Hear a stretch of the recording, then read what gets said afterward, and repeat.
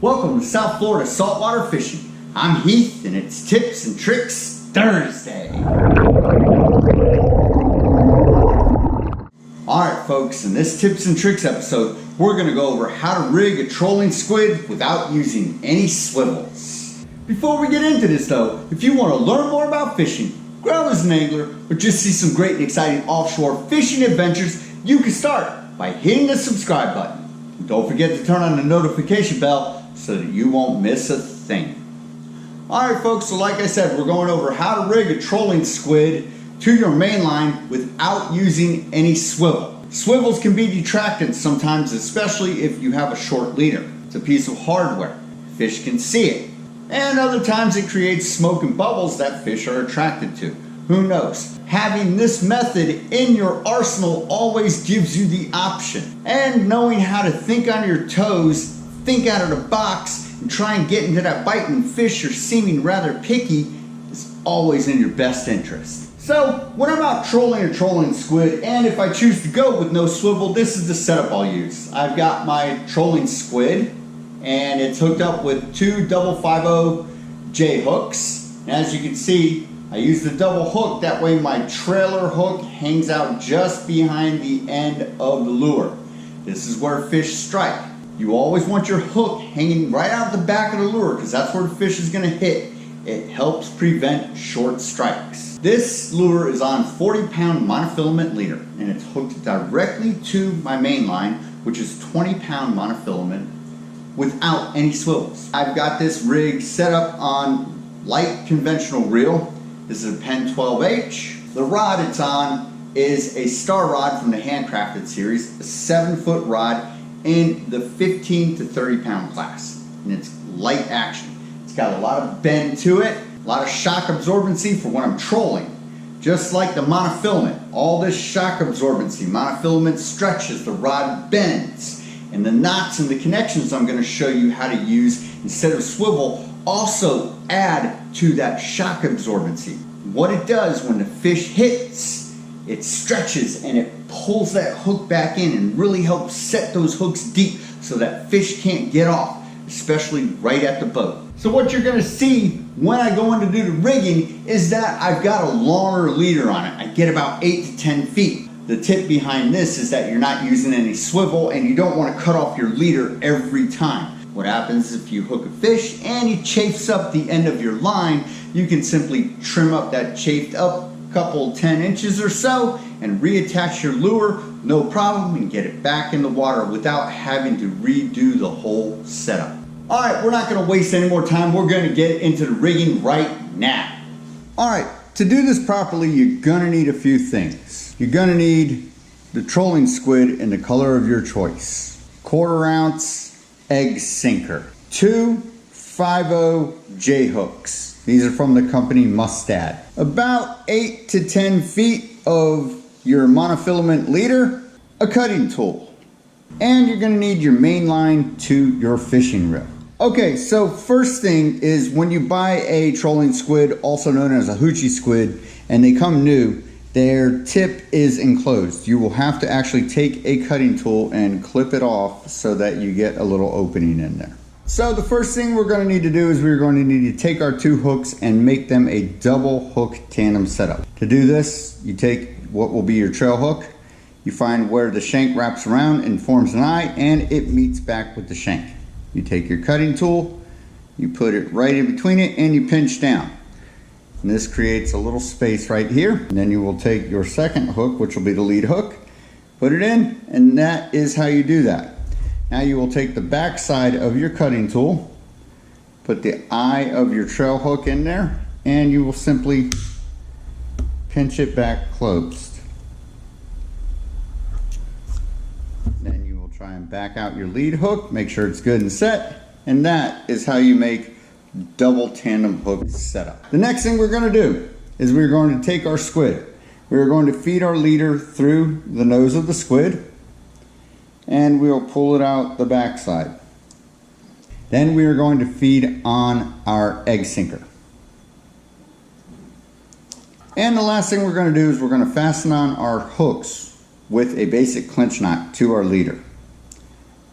Clinch knot is a great knot. provides a lot of shock absorbency, especially when trolling.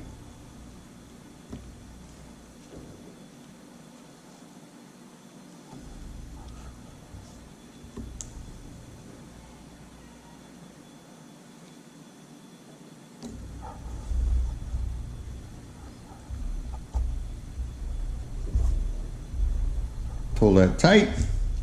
Clinch knot ends up in a perpendicular fashion. If it doesn't end up pretty and you have a bunch of line warping, you'll probably want to consider cutting it off and starting over. Trim off your tag. There you have it. Your hooks are fastened on. Now the next thing we need to do is we need to finish assembling our lure, because we have our sinker and our little lure. So what you'll do is you'll let your sinker fall down to your hooks. You're going to let your squid drape over it without getting any tentacles caught up underneath it. You will simply pull the head of the lure over the sinker, and this will keep it in line and it will help your lure troll straight. So this is why I don't like to put the sinker in the head of the lure first. I'd rather have it all streamlined and in line and not have to make any adjustments, and it will pull my lure straight. So we're good to go. Okay, so now that we have our lure all tied and ready, we're ready to fasten it to our main line without using a swivel. The whole point, right? Less hardware, more stealthy approach. So to do this, we're gonna tie a loop called a spider hitch. To do that, what you're gonna do is you are going to form a big loop in your main line. You're going to take it and you're going to make a smaller loop and you're going to pinch it. Now you will take this bigger loop, which is the excess, and you're going to wrap it around your pointer finger 3 times. 1, 2, 3. Now we will take the excess of what we just wrapped around and we'll stick it through that first initial loop that we tied up and pinched, and now we will slowly pull it out, thus forming the knot called the spider hitch. Basically looks like a grand figure 8. And we will pull it tight on both ends, the main line and the tag. Make sure it fastens itself real good. And there you have it, spider hitch. This is also known as the poor man's bimini twist. It is great for trolling. It gives a ton of shock absorbency. You can actually see as I pull against it how it spins and unwinds from the tag spinning. All right, so the next thing we're gonna do is we are going to trim up our tag. Alright, so now that we've got our spider hitch loop tied, we're going to want to attach our leader to it. In order to do that, we need to find the center of the line. In order to find the center of the line, we have to have pressure on it so that we can pull on it and find where exactly the center of this loop is. So, if you're on a boat, you're going to want to put your rod in a rod holder. Here at home, I just simply put my rod in my fishing stand and I can finish tying the loop and the leader properly by applying just a slight bit of pressure. Okay, so we've got our spider hitch loop and we're applying pressure. So to find the center of it, we are going to take the main line end of our leader and we are simply going to drape it through it and pull it. And that is how you find the center of any loop. You just put pressure against it. There's your center. To attach our leader to the spider hitch without any swivel, we are going to tie a knot called a no-name knot. It is basically a reverse clinch knot.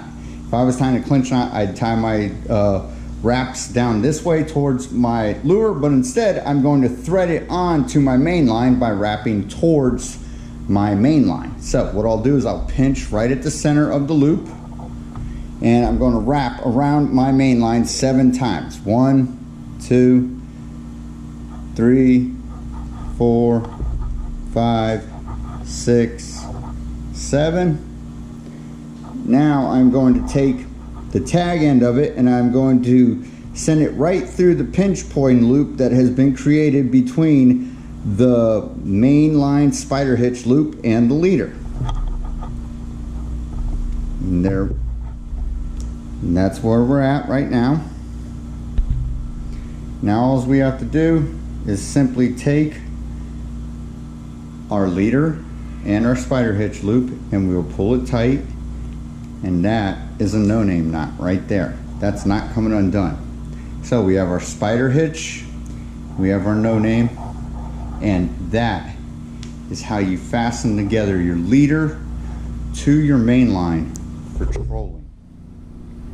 This is a super strong connection, has lots of shock absorbency, and it will help you set the hook once the fish strikes. All right, folks, and that is how you rig up a trolling squid to your main line of your rod and reel without using any swivels. If fish are being finicky, it's gonna help you get into that bite, and there are those days. So I wanna give you a couple of tips about trolling around with this. This lure can be trolled over the reef in the shallows, 30 to 70 feet. It can be trolled over the deeper ledges of the reef, 120 out to 300 feet. And it can be trolled into the stream for the big pelagics. These lures catch everything. The fish you're gonna be looking for while you're trolling for these are fish like bonita, tuna, mahi-mahi, sailfish, and possibly some toothy critters like kingfish or wahoo.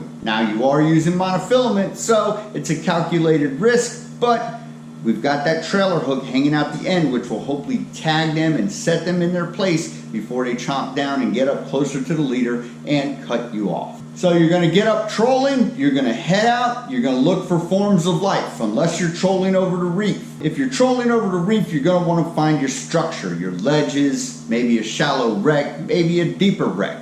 If you're heading off over the deeper ledges of the reef, you're gonna use your GPS to find packed in contour lines so that you can identify where the landscape is sort of dropping off sharper instead of less of an incline. This is where fish hide and congregate and the predators come in to eat them.